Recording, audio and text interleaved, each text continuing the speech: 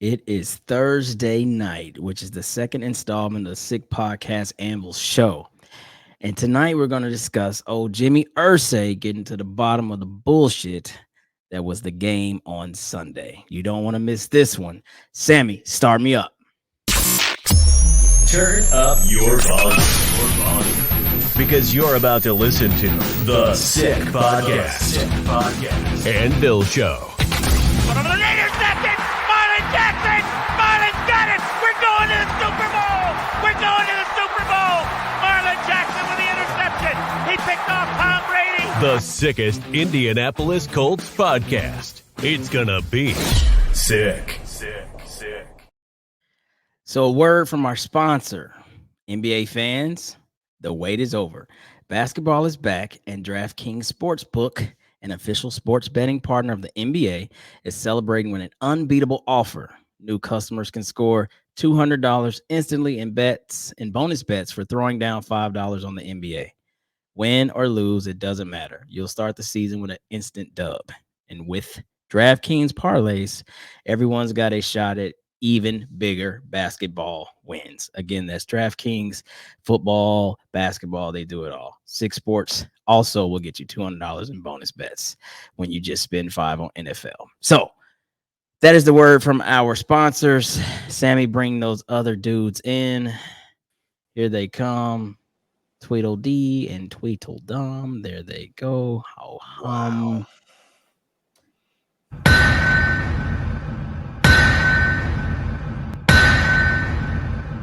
Bang that bitch. We are. Who's Tweedledee and Tweedledum? Bang that bitch. We are officially in this ish. It's time to talk Colts football. And man, do we have a show. But before we do that, please like, subscribe, follow on all the things X, Facebook, Instagram, and of course, the YouTube. Grow the numbers, do the thing, support the fellas. So how about Jim Irsay, boys? Is he not a fan's owner? Oh my gosh, man. I love him to death. I really love him to death. I mean, he's wild as a fucking rough hair, but he's gonna get you what you want to know. Despite all of the red tape that may come with it, he gonna bust right through that and just let you know what it is, man. So we'll just get right to it. Jim took it to the NFL and was like, hey, look, we feel like we got hosed. Let's talk about it. So apparently they talked about it, and the NFL has admitted that they hosed us at the end of the game, right? So for all the Browns fans and all of the, the haters of our division that laughed at us and all this other stuff, yes, the NFL admits, oops, we got it wrong. Now, does that change the outcome? No, we still got the L in the loser column. But key thing to note is he held them accountable based on how his fans felt after the game, and of course his players and himself. Now here's the key. Apparently these conversations happen weekly, right? You as an organization, whether it's the GM, the coach, or the owner, have the right to call New York and talk about plays, and then they'll kind of let you know how, if it was right or wrong, in a confidentiality type thing. But guess what Jim did? He doesn't give a shit. Jim tells all that was supposed to be confidential, and he may, face fines, or they were talking we may lose a draft pick. I don't know. But we got to talk about this. So, Pat, I'll let you lead. How do you feel about Jim, A, taking it to the NFL, and B, not giving a shit that it's supposed to be confidential? I feel like I follow the right fucking team. Absolutely, baby. I mean, the fine to a billionaire is a teardrop in the ocean. That's no big deal. But a potential losing a draft pick, that could have implications. Definitely depending on where the draft pick is. But having the GM that we do, he's going to get 6 more damn draft picks anyways. Yeah. So true. I'm all right. If it's a 4th, 5th, maybe 6th, we lose, I'll be all right with it because Ballard can recoup that. Okay. Costa, how do you feel about the sad thing that happened? Oh my gosh, man! I fell in love when I heard about that. He stuck it to Dan Snyder during that last meeting. That they had before. He departed ways with the NFL and everything. You know, like Pat said, I follow the right team. And if you didn't see our Facebook post, we said fuck them picks before. Now we're saying fuck them refs. Bruh. I'll tell you what, that's the greatest meme I have ever stolen. I love that meme. Whoever made that is an absolute genius. That's Your incredible. mom and dad should be proud of you. You guys are terrible. But yes, F those refs, F those picks, F those Browns, F those everybody's. You know what I mean? It's everybody against the Colts right now, right? No, it's really not. But that's how it feels because, like, we talked about it on Tuesday night, me and Pat. How do you miss so many crucial things in that game, from the field goal to the 2 penalties at the end? I mean, and we've just seen refs just act up, in the first couple games that we had, just crazy nonsense.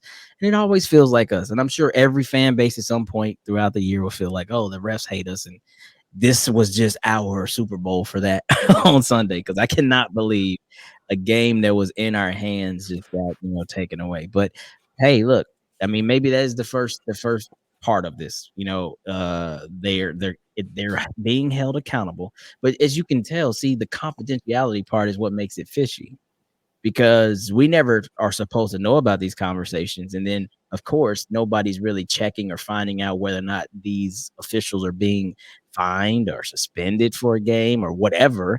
So you never really know what happens, right? So Jim doing this is kind of like sticking it to the NFL, kind of going to what you were saying, Pat. Like, this is a bunch of BS and they need to be held accountable. And it's the shield or the brand that needs to be brought to the fire. And I think he was bringing them to the fire.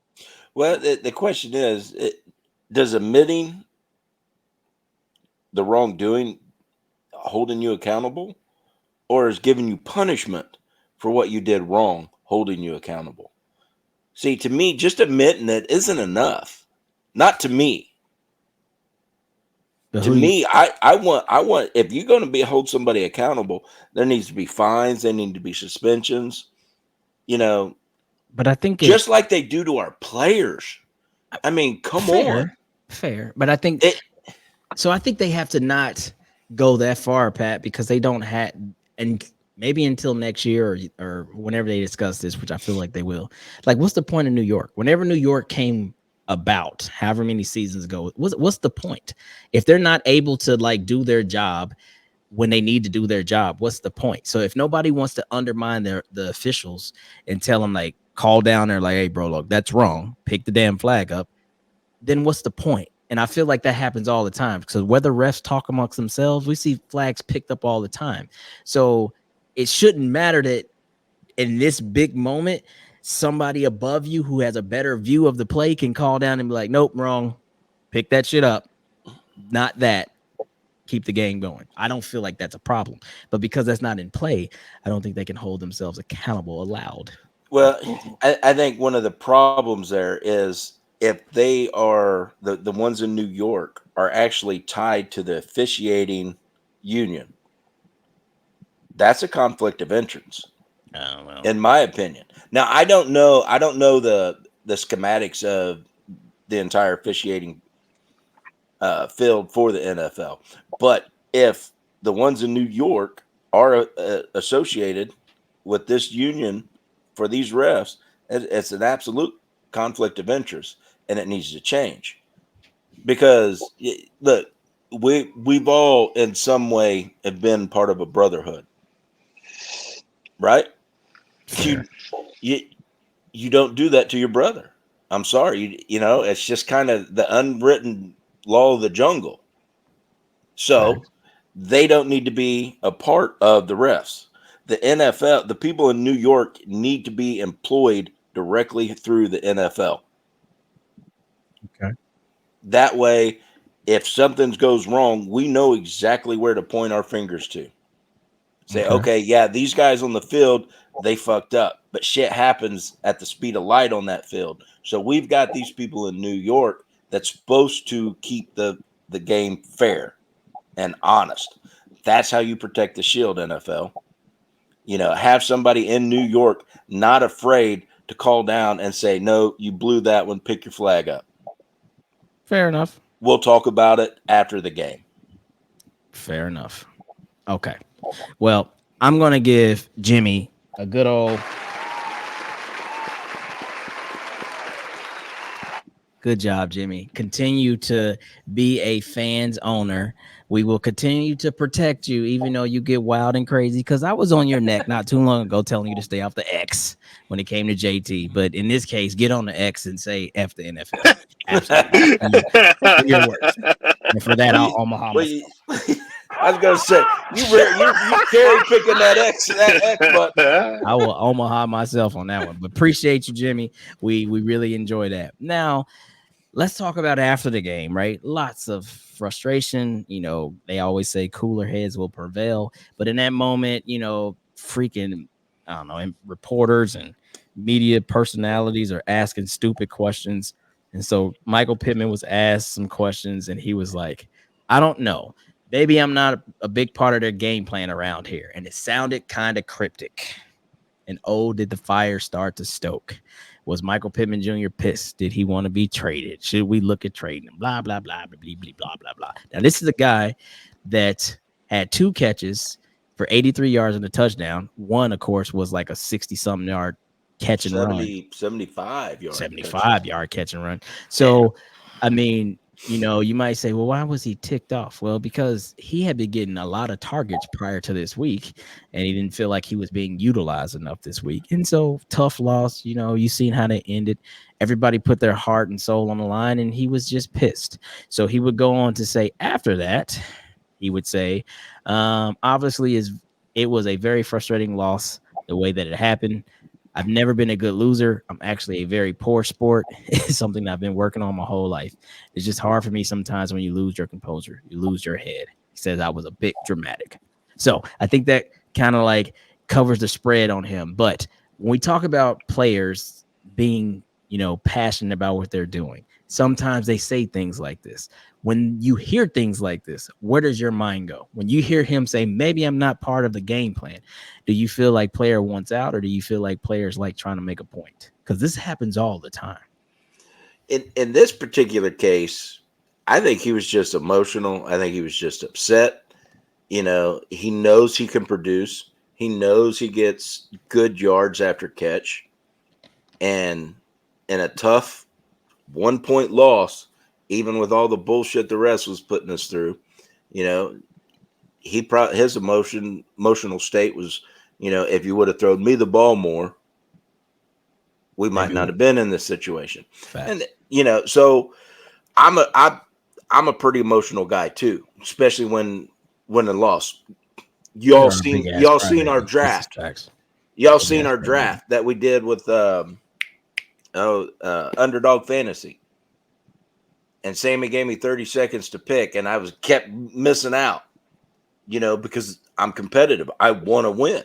That the emotions just. Don't blame Sammy for you picking silly ass picks and not know how to do shit. The only thing I'm blaming Sammy for is being 32nd, Sammy. That's your fault. I should have took the link. We would have been fine. Your old ass couldn't figure out how to press what button when to do it. That ain't Sammy's fault. That's your fault. No, it's 100% Sammy's fault. Okay, but whatever. Acosta, how do you feel about situations like this? And you're starting to really get dark over there, buddy.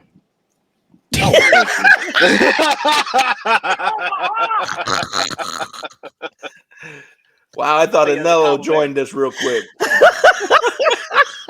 I would take that as a compliment from a fellow minority. I'll just say that. Okay, you got it. You got it.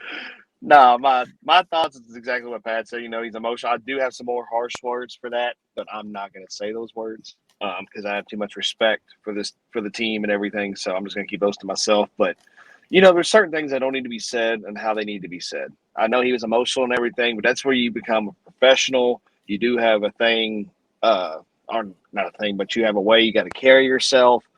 And I mean, it was just the wrong thing to say at the wrong time, I think.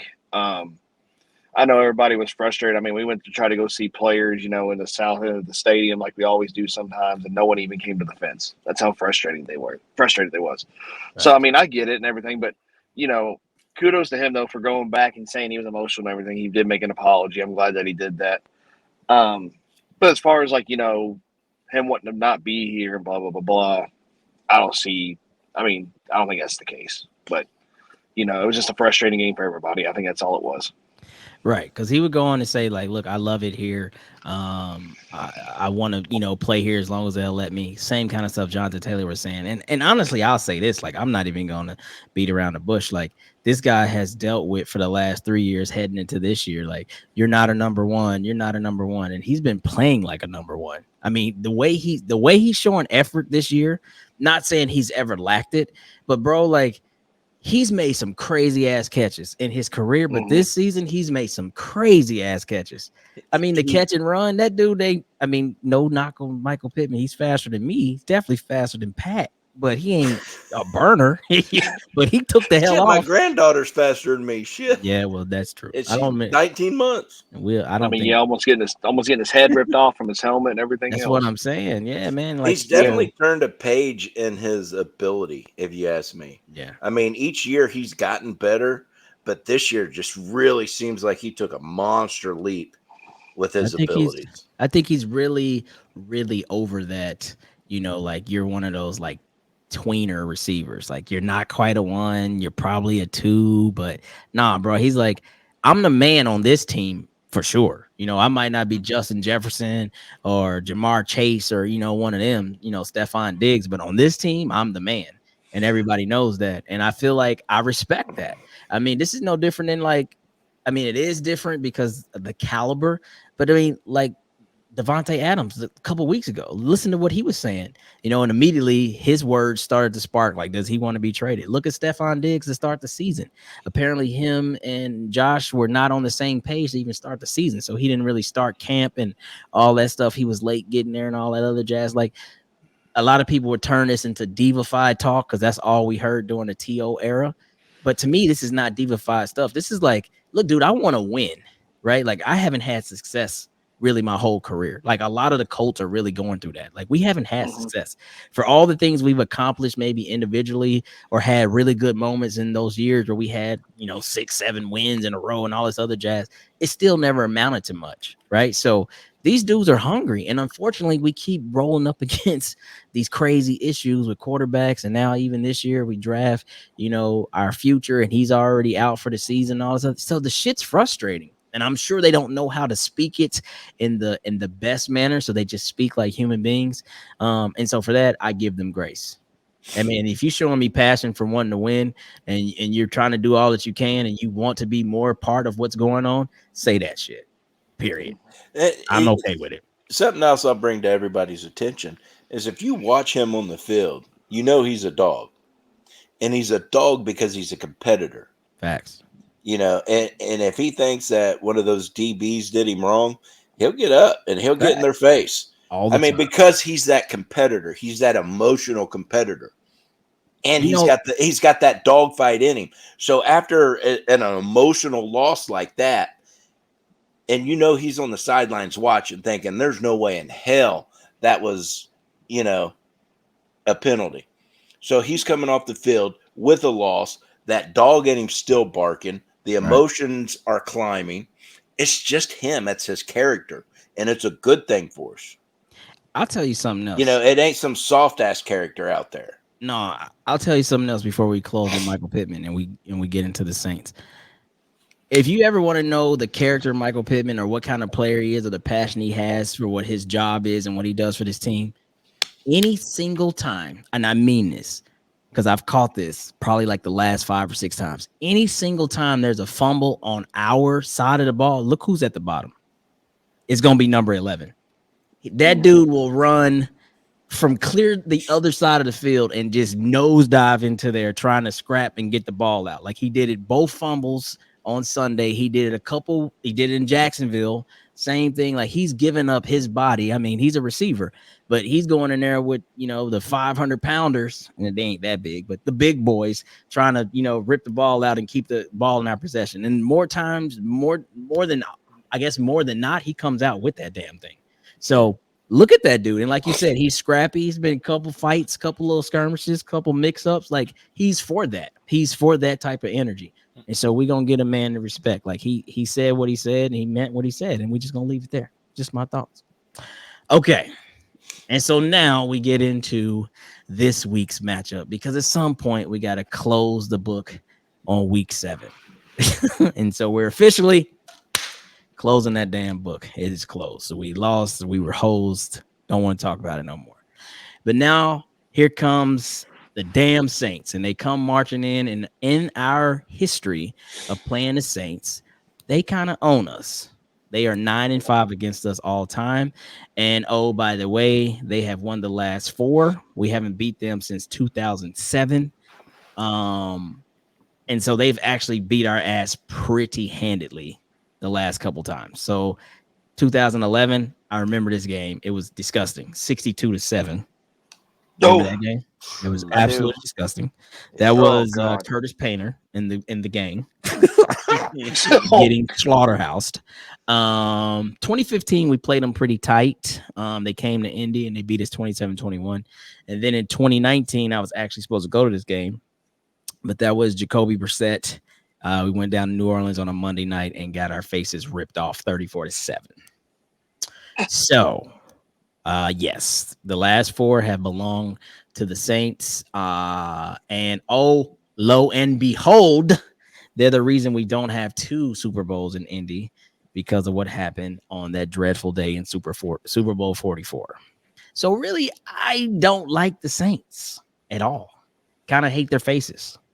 Shout out to all my Saints fans out there. I know several that I actually know pretty well. So right now I'm talking to you. F the Saints. I'm sick of the Saints, right? So boys, how do we get a win at home against the Saints this week? Acosta, go. Not have shit refs for one. We just closed the book.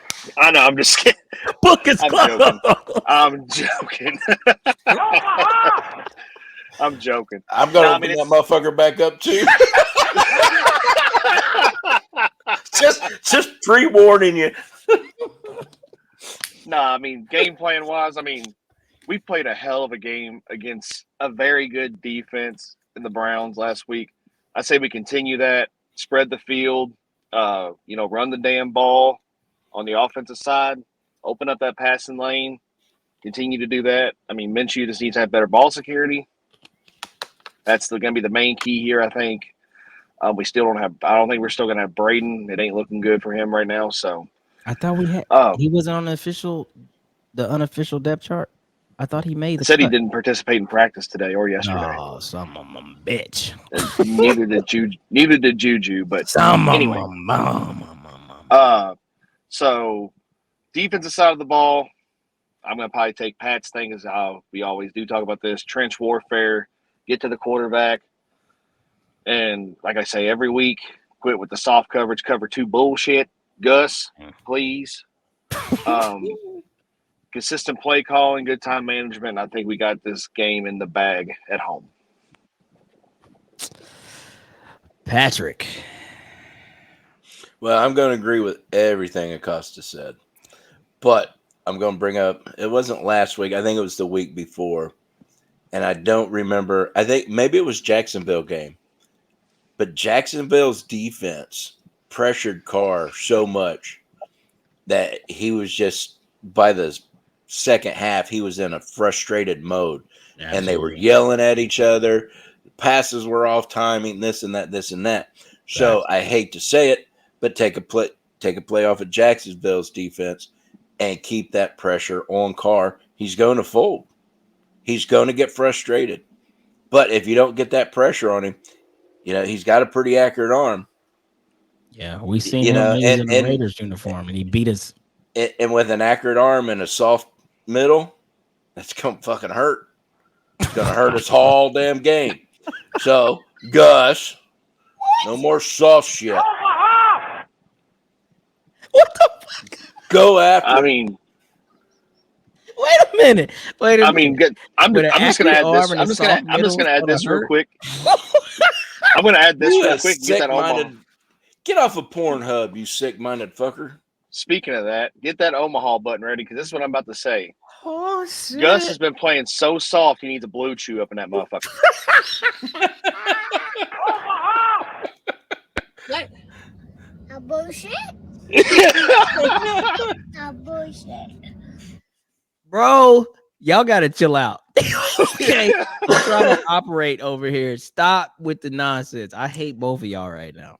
Get off the damn Pornhub. It ain't got nothing to do Your with mind's that, in bro. the gutter constantly. You are 52 years old and you just need to know how to put words together. Like we actually put words together in this damn decade, and you still talking like it's like 75 or something. Anywho.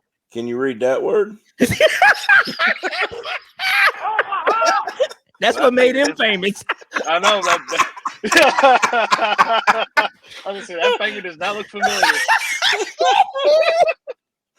Speaking of, Acosta is famous for flicking off. He's flipping off somebody wearing a Chubbs jersey in our section. And if you want to be entertained, log onto our Facebook and check that out because they are going strong. The comments are at like, I don't even know, 1.2K. And it's crazy right now. So he's a famous man. Now, I'm going to say all the things y'all said. No need to repeat that. But I will add this. For the first time all year, Shane Steichen, I'm not questioning you because you know how I feel.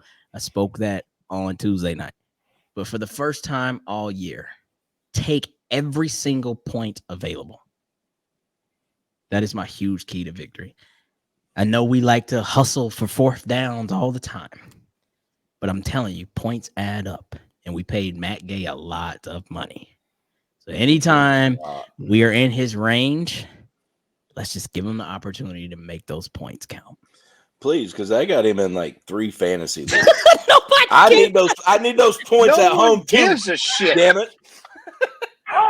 Hey, you don't give a for the shit if you don't know how to play. Man, Nobody cares about your fantasy league. in the words of Tony Soprano, who gives a shit? Hey, I'm just throwing that in as a sidebar. Okay, man. I know none of the players give a shit about fantasy. But we need the points on the scoreboard, and I need the points on my fantasy teams. So it's a win-win, damn it. This Okay, is a Colts man. podcast, not a fantasy podcast. Shut your trap. We're not going over tonight. I promise you that. So I'll also add, yes, heat Derek Carr up because he is a very temperamental quarterback, super passionate. And for all that is good, it can be very terrible too. Like that game against Jacksonville, I thought at some point somebody's going to slap Derek Carr. Like, you're not about to just keep coming off the field cussing me out. Like, what are you on right now?